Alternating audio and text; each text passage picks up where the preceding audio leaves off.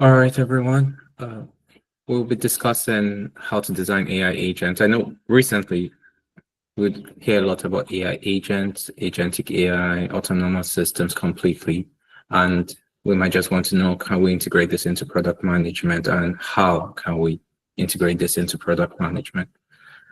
So we've had like a few successful implementations internally for AI agent and basically like having a roadmap for how this can be achieved. And I was like, it would be nice to share this and just have an audience for it, also get people's input and understand how this could work in your organization or even just a personal project you're interested in. So that's the theme of the series, just basically trying to get AI agents as either features within the product management framework or as a tool that you just incorporate to achieve certain things to improve customer experience. So I'll just, AI in product management is at this point to the no-brainer. You have tools that would ensure that you're able to write the right documents, you're able to think of things in ways you might not have been able to. There's an increased opportunity for creativity and depth because of what AI is able to do. Then AI itself in the product, not just in product management, provides us an opportunity to build solutions that might not have been possible, thereby improving the entire customer experience, which is a win-win. Improved customer experience overall allows us to have increased retention, which can have an impact on increased customer retention cost, the customer lifetime value as well. So those are key considerations there and how that will benefit us. I'll use the practical frameworks, things we are typically familiar with. I'll use the jobs to be done, the RISE framework for prioritization, and then the HART, Google's HART for UX. I also walked through an example using my time at Go Money. There was a problem we had that we solved with basically like cobbling up a lot of solutions together. And if we had an AI agent or this AI agent framework was more readily available at my time there, would have built a solution. So I'll just walk you through how I would have done that or differently, or how that I will do that in this current landscape.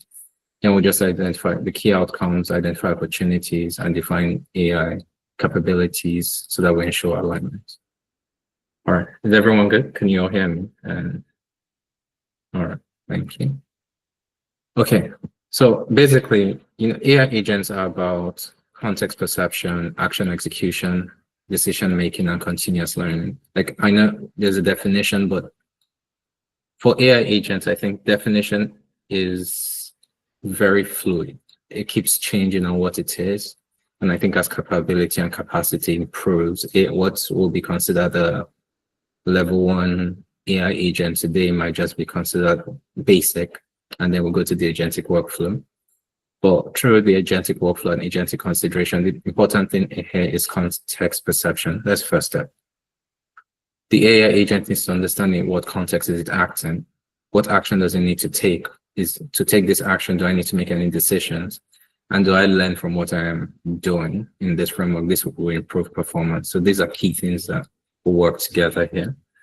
So one thing is what an AI agent is and what an AI, I think it's more important to think about it, what an AI agent isn't. If you're writing an automated script that is just a basic algorithm, I do X, and you don't necessarily need to run this through any particular AI framework. You don't need to use any Gen AI solution.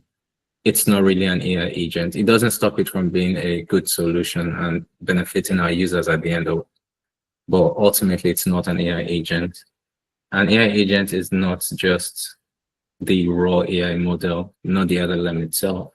Simply because you're doing like a zero-shot prompting does not mean that you're doing what you're doing there is building an AI agent. And zero-shot prompting is basically when we effectively go to ChatGPT and ask, or we go to Claude and ask a particular question, like a zero-shot prompting. You have few-shot prompting and other prompting methodologies like that. Then AI agent obviously will not solve everything. AI agent is not here to save us all. It's just here to make our work easier and make our lives easier. So that is the gist of this. All right. So what an AI agent is, it's goal-oriented, it exhibits autonomous action, it uses some form of intelligence, and the intelligence here is relative because it might just be a rule-based system, and which might just, it's like if you were to map out the entire user flow for this, and you know exactly what should be done. There are such clear boundaries on what should be done and what needs to be done. So that's why the intelligence is in air quotes then. It often involves some interaction, which is either you want a user to interact with this or to just interact with your system itself within the context. I'll give you an example of something we have internally and how that works, and is purposely designed to deliver value. So as with anything in product management, obviously we want to deliver value. It's customer value, user value, however you choose to couch it, or at the end, shareholder value. We want to ensure that we generate enough revenue, we lower our cost expenses, and just make sure our customers are more engaged in a way that benefits us ultimately financially. Okay. So there's a key difference in AI workflows. You have AI agents and you have agentic AI. So AI agents are basically very limited in scope. Agentic are for more complex strategies. The distinction is basically scope and the level of autonomy that they are operating with. And obviously for AI agents and agentic AI, there are different design considerations. By design here, I mean system design consideration. I'll walk through some examples of system design that we have, and we could just discuss to get better understanding. So now the thing is, you need to make a decision: when should I use an AI agent, or when it's an agentic AI the way to go? So now, when should I use an AI agent? Is when it's predictable with repeatable processes, when I need to integrate with specific tools. This is in both situations, actually. But if you want to integrate, let's say, with your data warehouse solution to do some pre-processing before you fit into your prompt, for example, it will be nice. You can still do that with an AI agent, but the agentic AI, you might simply tell it to look at your entire database schema and figure out what to do. So it's also really good to use AI agents when compliance and audit trails are important. So internally, when we're working with this, we use a maker checker system for anything that is AI agent generated in the process step. Then here we have the autonomous decision making. So this is just, I'll call this is just, and we'll use it later on, but just this is an understanding of what the AI agents are. When I want to spend more time on like a practical example. So that's why I'm running and breezing through this.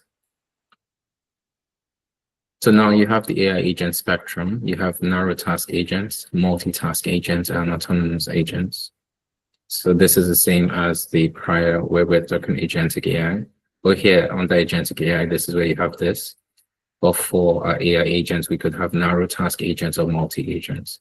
So you can have like a marketing automation, virtual assistant, but for customer support, the routing is almost clear. If you took every issue that we have in customer support, you could say, oh, for this particular issue, these are the routes to resolution.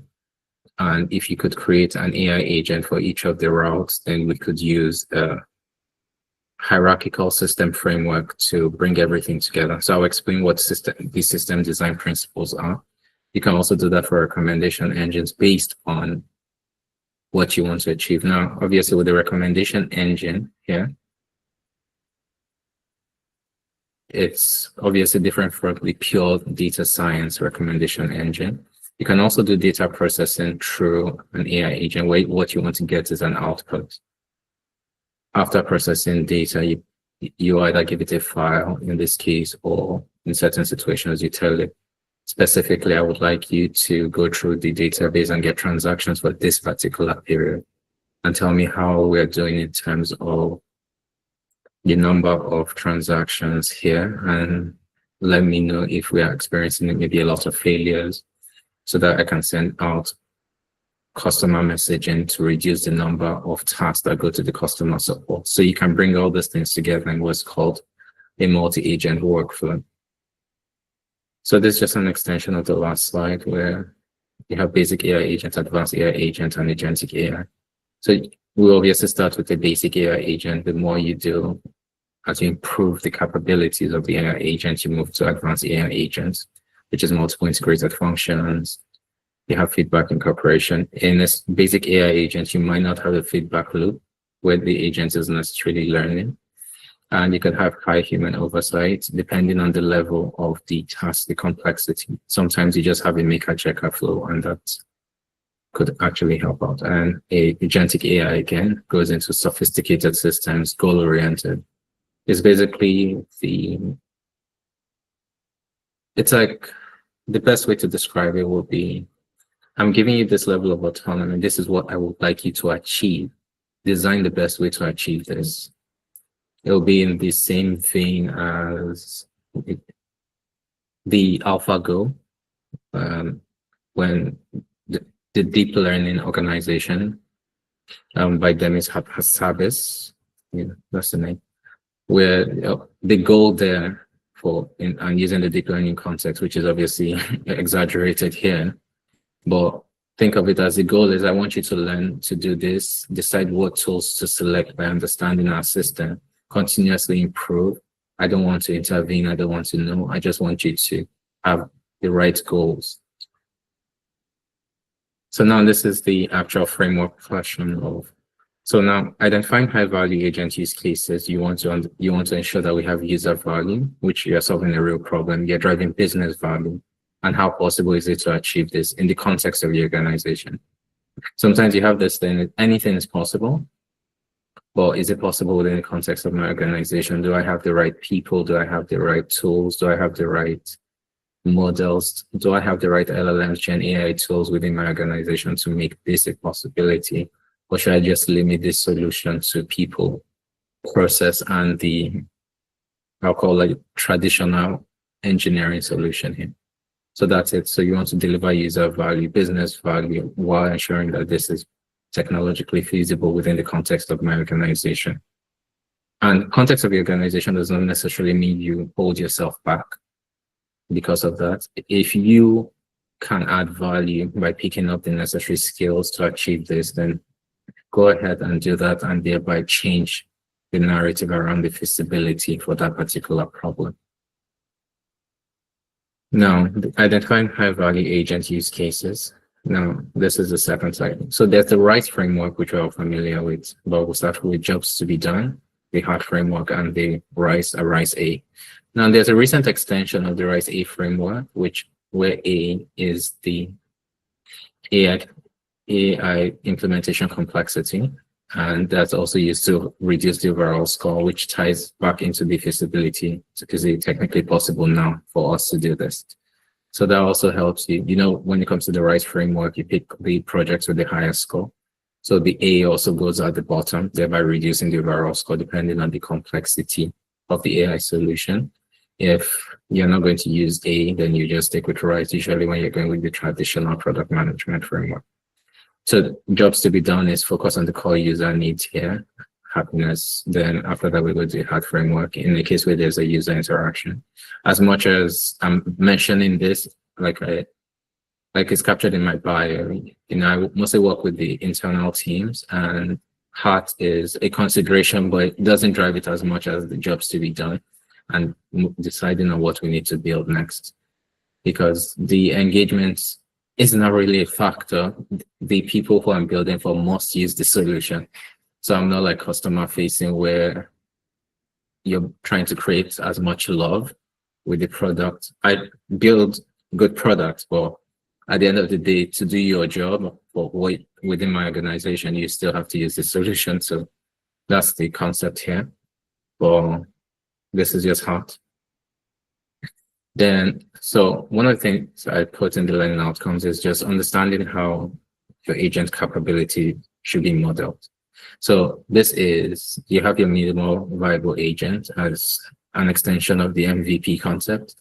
What is that core functionality that will solve the basic need? And then you just keep building on it. So the same framework we would take if we're building a product today is the same framework we'll take it here. We'll say, what is the minimum viable agent I can build? That's core functionality, then continually improve on it, and then advanced features for if applicable. Sometimes once you get here, that's the end. Because if you want to do this, it becomes so resource intensive and the other considerations like cost and whatnot. So we might not be able to do this. It might just be on our roadmap or in our backlog, but we might not make a decision on moving forward with that. Bridget, Esther, I'm not sure. Do the questions come in or do I keep going? The week was typically.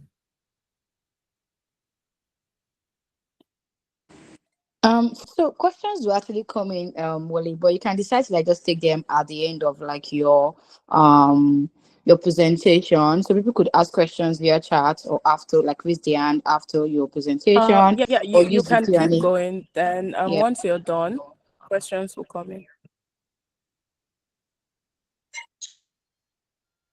All right, thanks. That's clear. We have the network issue somewhere.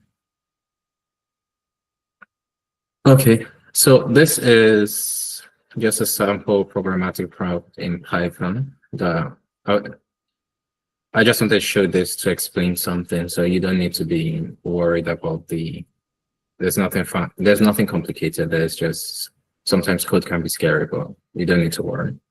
So here, this is sending an optimized prompt, which will come in when I explain the mate framework.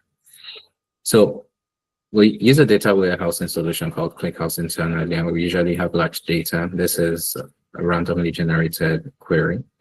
So I have a ClickHouse table with 100 million rows. I need to optimize this query. So I come here and say, this is what the query is. Obviously, this might not require any optimization except maybe a materialized view, but that's beyond the scope of this. So please provide optimizations specific ClickHouse center. Now this is a prompt. Now this is a system prompt. You're telling the system what it is. You are a senior data analyst specializing in ClickHouse optimization. And then you treat everything here, specifying the model, the maximum tokens it should use for cost considerations, the temperature. Whenever you're doing prompting, when you're doing programmatic prompting, you set temperature between 0 and 1, where 1 is you're telling the AI to just go into its creative bag and do its thing. And then you have from 0, anything close to 0, 0 to 0 0.2, 0 0.3 to 0 0.5. You have less variations in the responses, and you can get more consistent outputs. So you now tell a system prompt, which is who the system is, as well as the role, the user, and the user prompt. So these things come in when we go into like agentic workflows. So I was just giving you an example of something that needs to be done. And the reason this itself comes in is one of the internal processes that we have if you work in the finance sector is we have this thing called a balance sheet substantiation activity. And we have large tables where the auditors want to review. So there are times when instead of going through the data engineering workflow, this goes straight to finance. So you now have this. So instead of, this is not how it works, obviously, because this is not a real table, but you could specify for this particular account, in this particular table that has a lot of records, I need to generate reports or records for the internal and external auditors at the beginning of the new year for the prior year. So I need you to create an optimized query where I can get the output and upload this to Google Drive our Google Cloud platform for the auditors to pick up for the period. So that's a workflow that we have for AI agents internally. And it removes the dependency because you don't know all the accounts and we don't necessarily need to generate for all the accounts. It's the ones that they flag. So if you had a workflow like this, you would simply say that I have a ClickHouse table named X with, in that case, 100 million doesn't touch it. And I need you to do this. This is the date range that they're interested in. So here, the user input, the actually account number that the auditors are interested in and the date range that the auditors are interested in. And then it will write an optimized query, create a materialized view, create the table in batches of 1 million because of Excel's limitation and upload them to GCP for the auditors to download for review for that period, thereby removing the need to consistently call out the data engineering function. So that's why I use this as an example. You see, it's not a fancy like product solution, it's just a process solution. And to make life easier we don't necessarily need to bother the data engineers. Or the data engineering function, we simply create that. So it doesn't fit into any product per se. It's just a simple solution, but has a huge benefit, and the finance team is never stalled. And we always complete audit in time because of that simple process. So now this is, okay. Yeah, this is just a breakdown of the prior slide. So there's a system prompt, which I've explained, the user prompt, parameter tuning, which is where I set the temperature, like I explained here. And then you have the model selection, which in this case, I picked Claude 7 Sonnet because it excels at coding and also data analytics in my experience. So it's personal preference there.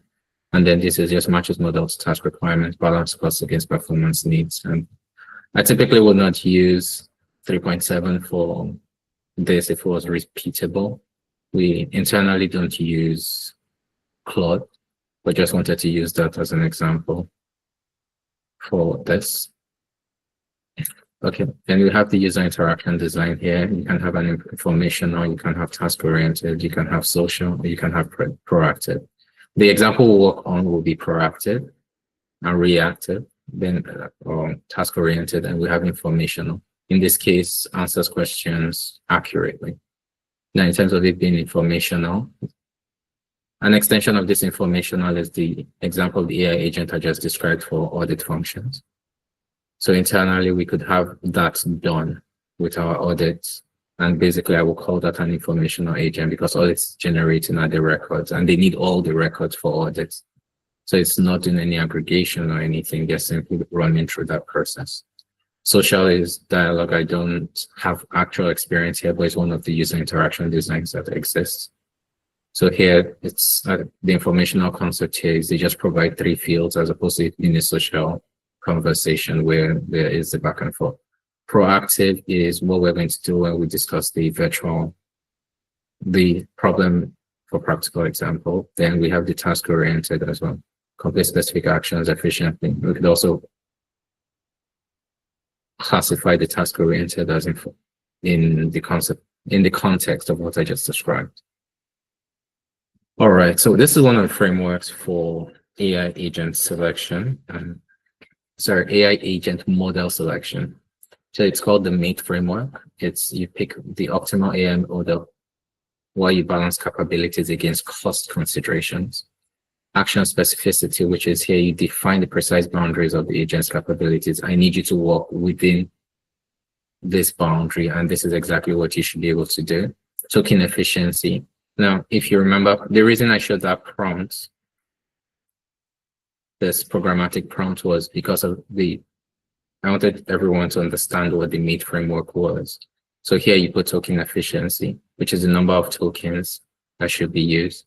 A token is basically 0.75 of a word. So if you say 4,000 tokens, it's effectively 3,000 words in terms of the maximum token that should be used in every message call. So that's what you're doing here. That's just a little technicality, but I wanted to provide clarity. It's not a one-to-one match token to text. The 0.75 is obviously, it's close to an estimate, but that's kind of everyone's understanding of what that is. Then we have the environment. So this is consider the operational context and integration points and design AI. So here, when the operational context, using the prior example that we had here, the operational context is going straight to my data warehouse and connecting directly to that using a specified credential for this. It's read only. And that is in terms of the precise boundary. The agent is not writing, it's simply reading and writing to GCP, but it's not writing to the database or the data warehouse in this case.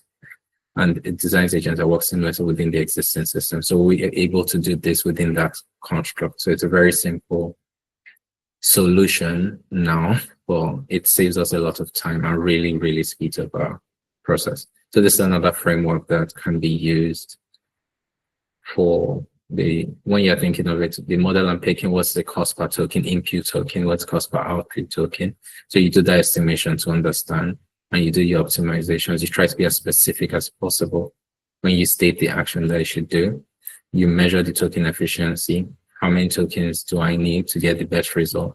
Because you might think, oh, I would go the route of keep tokens originally, right? But if you have a lot of back and forth, it becomes inefficient. But even if it's cheaper overall, you have to think of it from either the user perspective or the customer's perspective. I make the delineation between user and customer, because for an internal product like mine, I have users. But if you're thinking more customer focused, you have your CAC, CLV, retention, activation, the pirate metrics that you will consider in that context, right?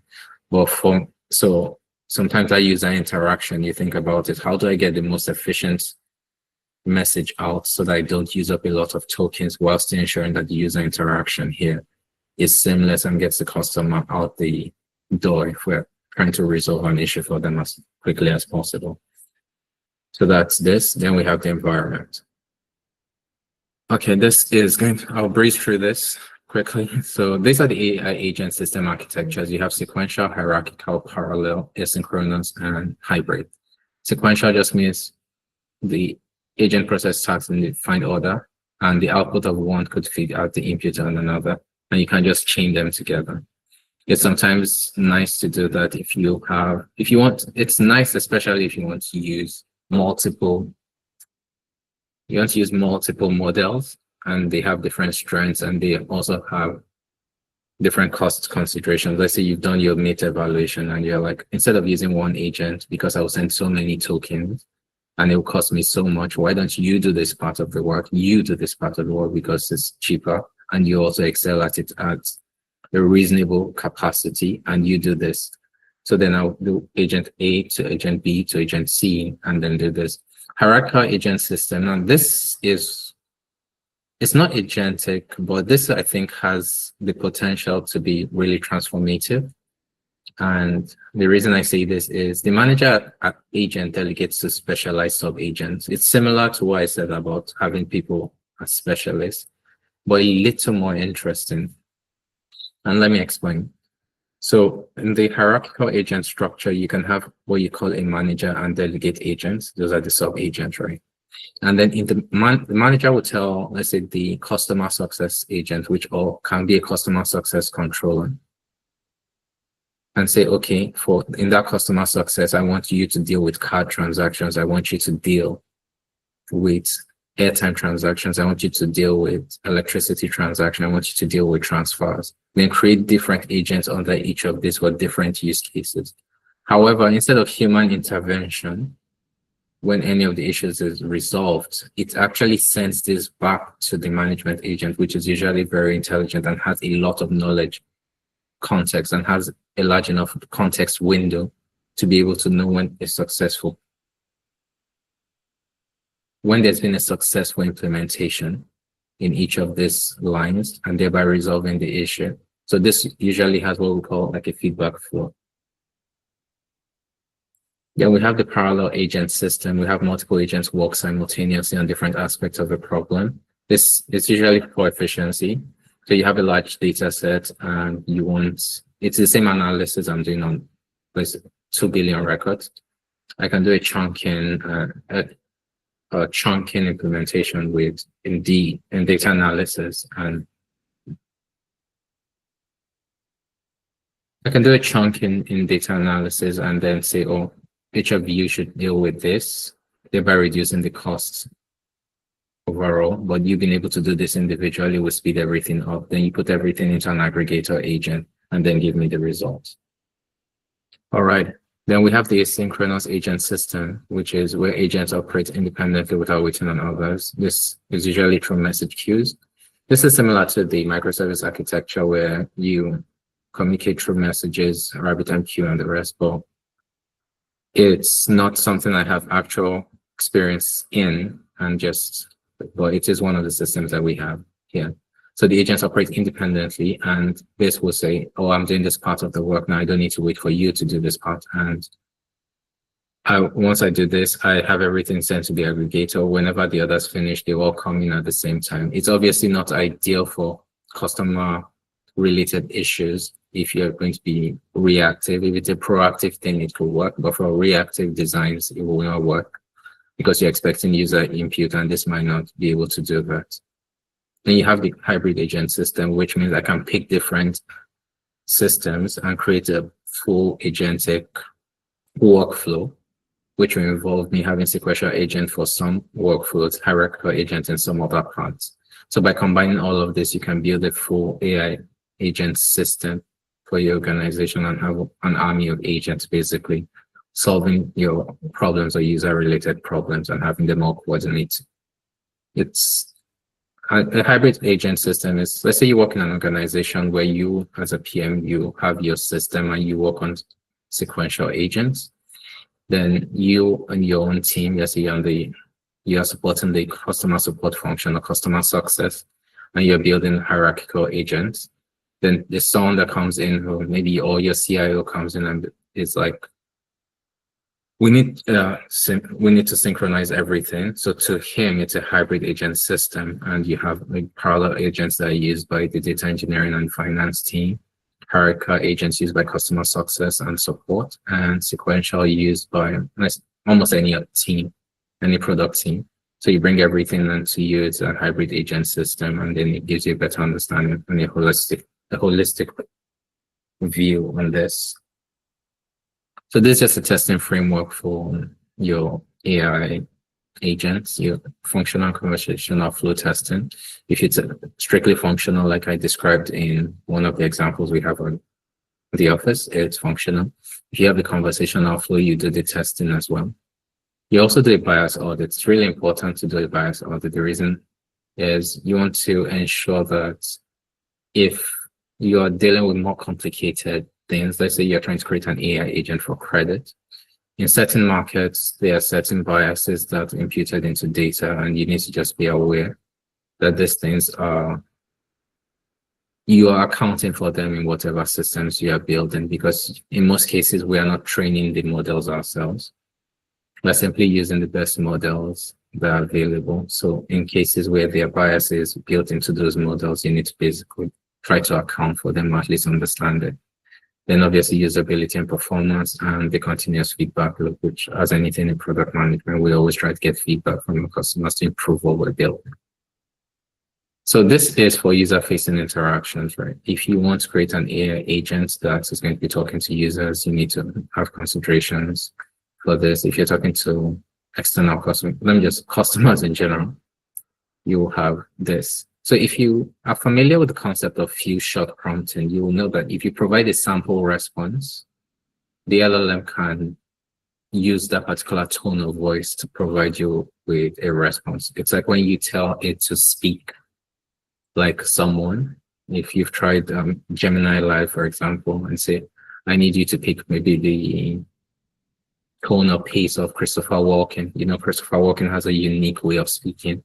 It's able to replicate that simply not his voice because of copyright issues, but the pace at which he speaks, the highs, the lows, the unnecessary exaggeration of certain portions of his speech, simply more like behavioral tics and speech tics. So things like that could be captured there if you choose to be quirky. It's like a good example would be if you wanted to be a tad sociopathic, like Duo or Duolingo. You know, Duolingo has some interesting interactions on social media. So if you were to use an AI agent for any of the interactions there, you will have to match that quirky sense of humor that is there. Then you have the personality traits and define character dimensions. Then you have sample responses here, which I mentioned in terms of few-shot prompting. Okay, so if you want to build an AI agent roadmap within your organization, you can just follow this framework. Your foundation, your expansion, and whatever innovation you want to apply. The AI agent roadmap is more, it's a holistic way of looking at it. All the AI agents I would like to build. In our own organization, this AI roadmap is managed by the R&D team. So you just simply take your initiatives to them and just say, oh, these are the high value, lower risk things. And then they come up with, this is the best model to use when they're doing they do their own meat evaluation as well. Or in some cases, you can go to them with it and you take that meat and then you say you expand the capabilities across domains. So what I'm currently doing here, can I take it to another subsidiary within the Moniepoint group? Build infrastructure and processes. You can just say, implement autonomous decision making. In a case where we have clarity on what this process is, we might want to reduce the human intervention. Develop internal expertise. We want people internally within the organization to actually understand what it takes to build an AI agent. And then at some point, we then start developing our own proprietary, which might involve us using like RAG, that's retrieval augmented generation, which is an absolute necessity. But there are certain, there's no way you're going to build your own knowledge base or knowledge graph for customer support resolution without actually using RAG. Then this is when we get innovative and fancy, which is maybe you want to build new business models around the AI agents resolution. You want to extend a solution you build to the market or to your business customers themselves. Position for platform play. Platform as a service.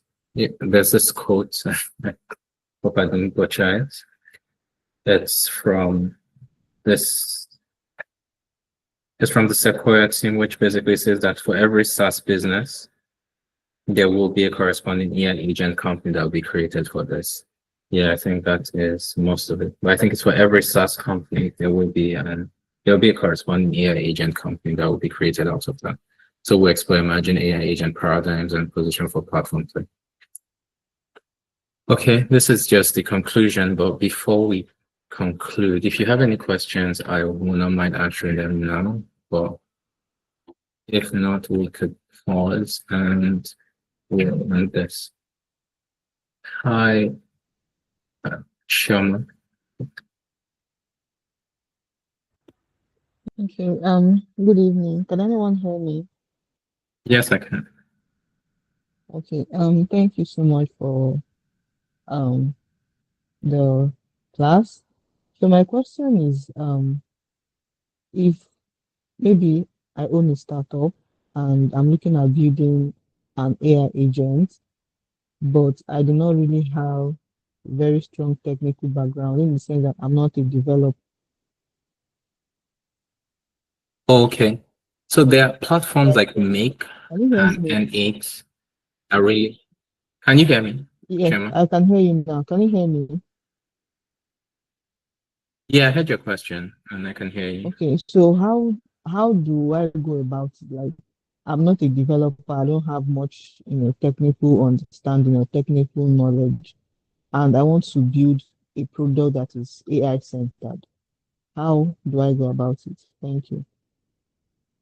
All right. So Chema, there are platforms like Make and N8N that allow you build AI agent by simply creating workflows. So what you really just need is being able to create the workflow diagram. Basically, this is what I need to achieve. So looking at something like this is, okay, it's not static. Let's see. So they have integrations with all these applications and you're able to say, okay, I need to do X. When I'll use a practical example like this one, when you give in a minute. Well, I just want you to know that you don't need the technical expertise to actually build or deploy AI agents. There are platforms like make.com that provide you the opportunity to do this simply by using workflows similar to this. And then you also have N8N, which also allows you to build powerful agentic workflows as well. So you just have the flexibility. So you just build this. I know this looks complicated and scary, but there is not much to it. It's simply, you start here, this is the AI agent, and you tell it what platforms it should connect to. So it's a drag and drop system that So what's the name exists. of the second one again? Let me type it out for you. All right, thank you. Yeah, so you can just use make and it's and if you use this to make things a lot easier. So you don't need to be technical. Yeah, they will make the decisions for you. The only thing is, typically with a startup, if you want to scale, you will make cost considerations and the mates and and make, you would have to do your own meat considerations in that way. And you just keep learning and expanding. Okay. All right, so I feel like we're light on time, so I'll just run through this. So in a prior organization that I worked with, I say prior, like I didn't give you my bio. Well, when I was at GoMoney, we were using our cards as one of our unique value propositions, being able to issue virtual cards instantly and activate them instantly. One of the issues we're having, we're working with Sterling's legacy system for card management, and we could not afford ours at the time because to integrate directly with the partner and all the cost incurred there, it was about $500,000, and at the time it wasn't something we could basically afford for the business. So we had to maintain what we had with them, but design a process around it. So we designed a two-pronged approach, which was the reactive and the proactive approach. And the reactive approach is, if a customer tells me his or her card, their card isn't activated, I take that card information, not with just the last 4 digits, and the customer's number, and understand the status of the activation on the platform that we had access to. Then if I see that card has not been activated, what I will then do is send a request to the card management system for this card to be onboarded for safe token, so that this card can be used by the customer for online transaction. As you know, virtual cards have basically limited utility, it's for online payments only. I need the card quickly for online transactions. I'm not going to an ATM, or I'm not going to a POS with a card. However, because of time, I'll just jump right into, if I existed in this paradigm that we are now, where AI agents are easy to build and design, I'll go with a system like this. And if you can see my screen, this is a hierarchical implementation where you have a master controller agent, you have a card issuance controller, and it has an activation specialist. And the reason the activation specialist is important here is because one of the product problem we're addressing was, I'm telling customer X to come on board with a campaign that is telling them that my virtual cards can be activated automatically and you can use your card immediately. However, I'm unable to provide you with this value because of the legacy system integration that exists here. So what we tried to do here when we took the reactive approach was, I will do that, but the proactive approach was everything that had been onboarded on the Safe Token platform at the end of the prior day, I'll compare them to all the cards that were generated on our system, and whatever gaps that existed there, we had an automated script that will simply pull that information and send it to the card management system for resolution. Now, if we took the proactive approach, which is simply an automated script, for the automated script, like I said, that is not what an AI agent is. So where I would really want to use this is in the reactive approach, which is for every time a customer comes to me with an issue, I would then tell you that for this particular issue, it's a card-related issue. And for the card-related issue that you have, what kind of card issue is it? Is it activation? If it's activation and it's for virtual card, then I will route your transaction.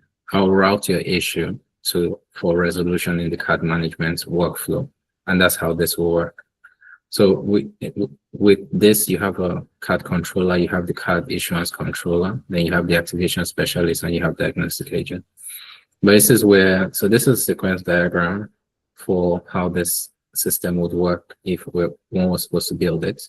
You go with a legacy system, you have a monitoring agent, which is then you have a diagnostic agent, then you have the card issuance controller, then the fixed implementation agent. So this is report issue, trigger intervention, apply fixed pattern here. If I wanted to fix the legacy system. So if we had a direct integration to the legacy system, this is how I build an agentic workflow to ensure that every custom was automatically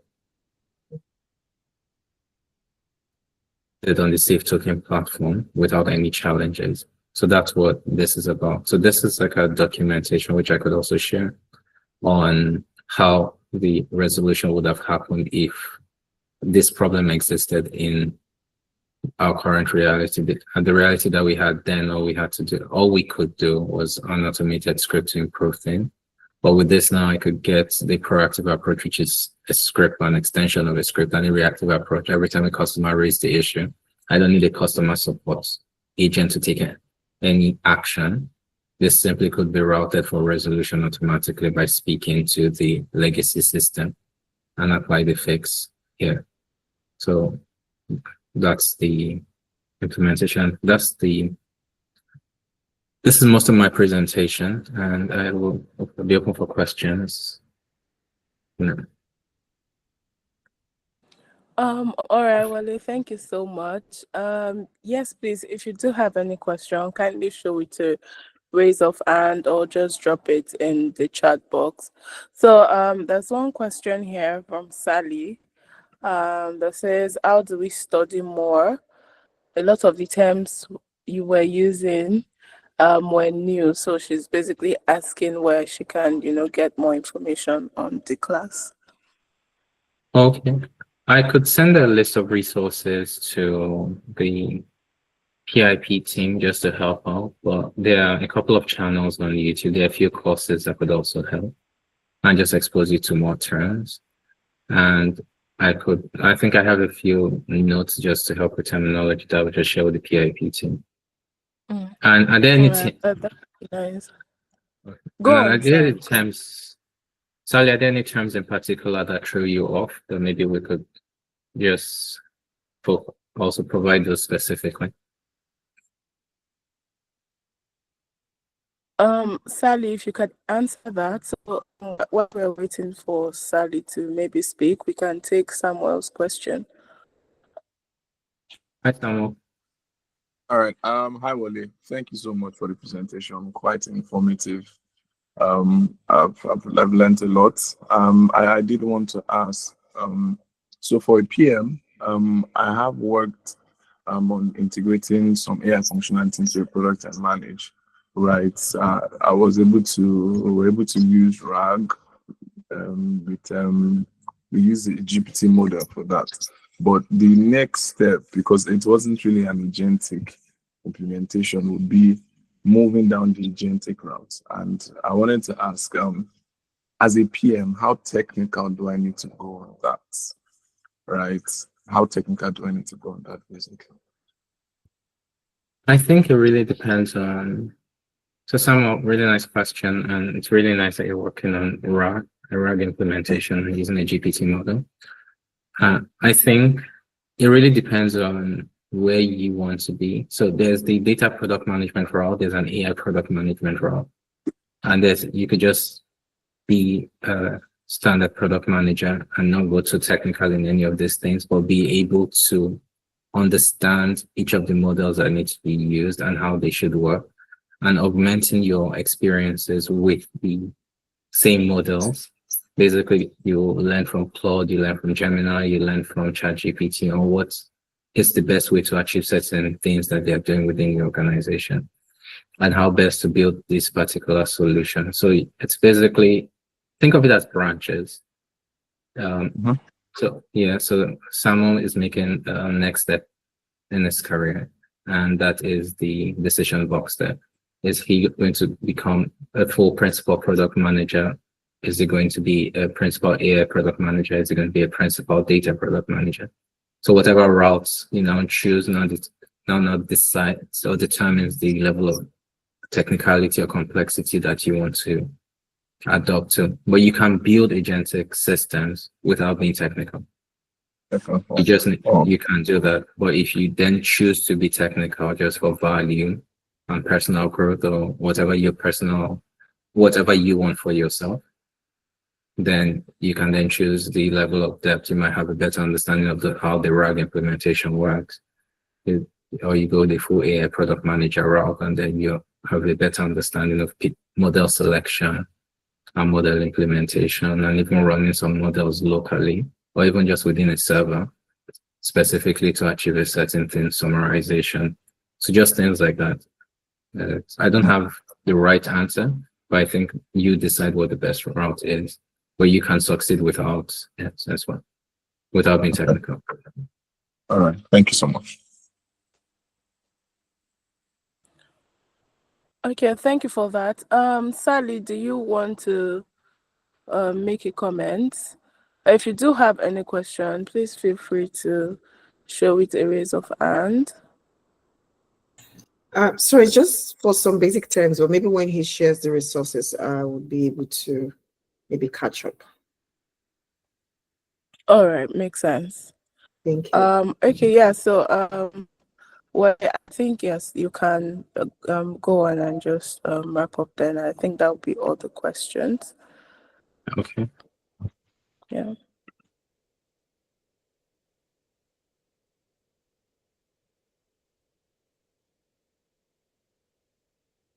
Okay, so we are done with our session on AI agents.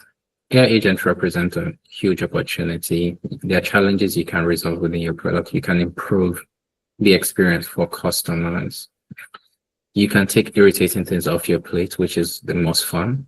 You decide, oh, if I typically do this and they stress me at this particular point every time, how can I make that an agentic workflow? And I'm building an AI agent for it. All right, I use agentic workflow to refer to both AI agent and agentic AI. So just to be clear, and doesn't necessarily mean we're going agentic AI when I say an agentic workflow. And then you figure out how best to build that particular solution. Like I said, you can start with something as simple as reading a file that is typically sent to you and understanding how this file is processed. It comes to you often. How do you automate it and get the results to someone in such a way that you don't even have to be in the middle of that thing? Like that, the person X sends this thing to person Y, and you just remove yourself from person Y to AI agent Y, and then you just solve that. Then you have, like I said, the strategic thinking, ethical considerations, depending on what you're facing. If you're building internal tools, there are more compliance considerations there, ensuring that whatever data you're sharing with these models, if you're using external models, and you just need to ensure that execution is everything.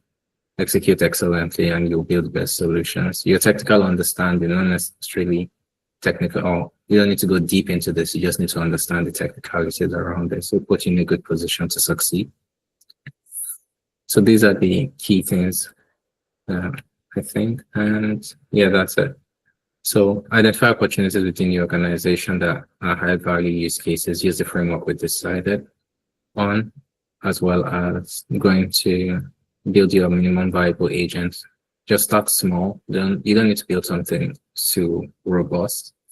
If you go through the N8 platform, and one of the videos I'll add to the resources I will share, is you can build a simple virtual assistant that whenever you text it on Telegram, could add something to your personal calendar.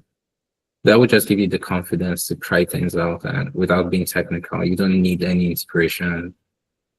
The N8N platform does all of that for you, and you're just able to build your first AI agent. Basically, it has semantic understanding, which is it to take text, so you can tell it, I have an appointment or I have a date on this day at this place. And its integration with Google Maps, with your Google Calendar, will let it put the routing information as well as the date for that in your calendar, and creating a virtual assistant. Obviously, you can do that with Siri or Gemini directly, but just think of this as building your own variation of this, and it will really build your confidence and just feel like you built a basic virtual assistant, but you still built a virtual assistant without any technical expertise. So Chioma, you could just play around with that specifically. And so things like that would just help them. So yeah, Build cross-functional teams. That's really important. You need to ensure that you can work with your engineers, your data engineering team, your data science team. And you launch it, you learn from it, and always be learning. Like, don't always be learning everything. ABLE, like, don't stop. Whatever you want to do, yes, it's important. Ralu. Hello, well, a quick one. Sorry, you named two products or two products that can do that you use for creating AI agents. You said one was Make, the other one was Nan. I didn't hear them well. I just wanted to be sure what the names are.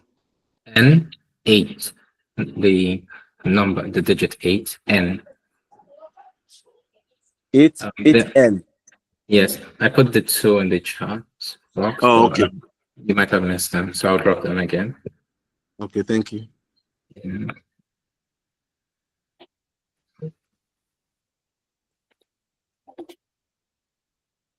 All right, Bridget and Esther, I think I'm done. Yeah, thank you so much. All right, thank you. This was very, very nice, very engaging. If you enjoyed this session, please react with your favorite emoji. Let's show some love to Wole and thank him for his time. This was really, really amazing. And again, special thanks to you all for joining this call. You made it engaging as well, which is so nice. You can connect with Wole on LinkedIn. I mean, this you can see that Wole is a powerhouse, so I'm sure you don't want to miss all of that.